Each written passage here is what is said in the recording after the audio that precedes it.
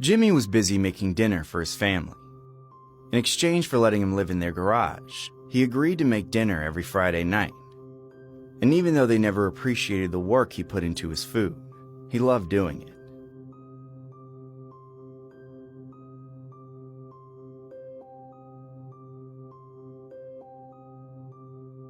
He messages Mom, "Cooking dinner. See you guys at 7. "Can't wait, honey," his mom responded. Jimmy was so excited for his family to try out his latest recipe. His ex-girlfriend had helped him out with this one. He told himself that if his parents actually appreciated his food without complaints, then he'd be sure to keep cooking for them as long as they want.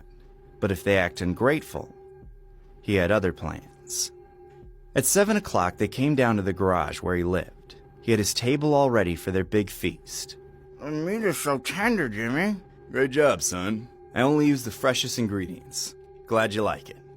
The dinner was going so well, for the first time Jimmy felt like his parents actually appreciated him. Maybe they didn't see him as a 24-year-old screw-up after all.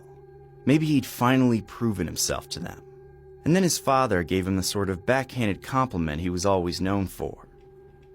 I guess your new cooking ability is the one good thing to come from losing your job. You have all the time in the world to hang out in your kitchen. Dave! What?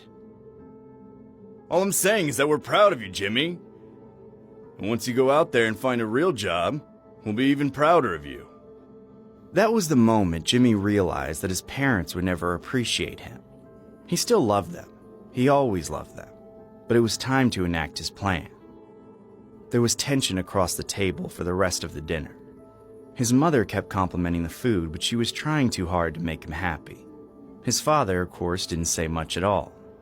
Once their meal was over, Jimmy's mother took the plates into the kitchen area he'd built for himself in the garage. She started to clean up like she always did.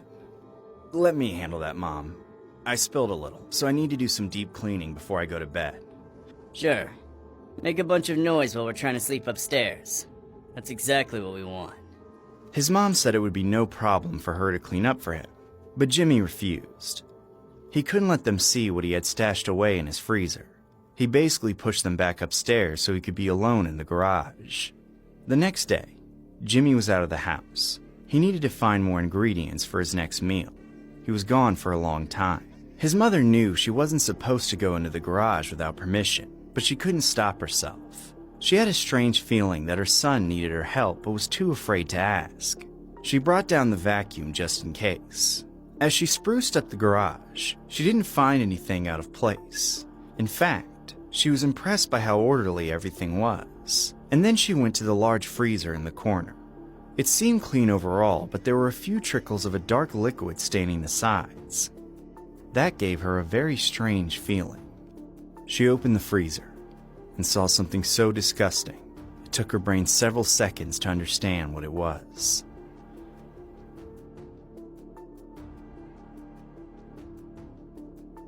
She almost threw up. This was what she'd eaten for dinner: human meat. And it wasn't just last night's dinner.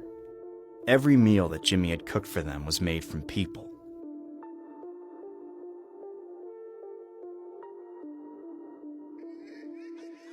This woman had always sensed that there was something dark inside her son.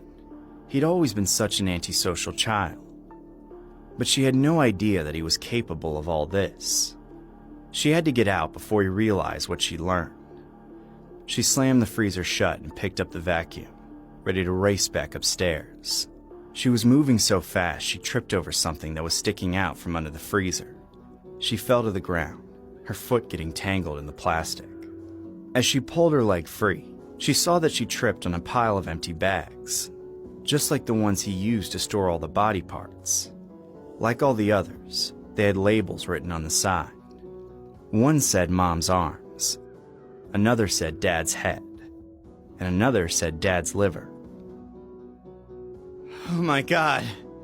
She was so terrified, she didn't see her son walking toward her until it was too late. He stood above her, his face emotionless and blank. "I told you not to come here, Mom."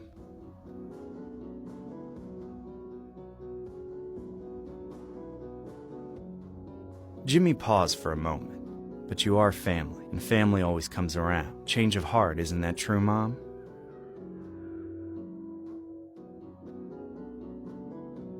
From that day onwards, Jimmy and his parents had the best of time during dinner.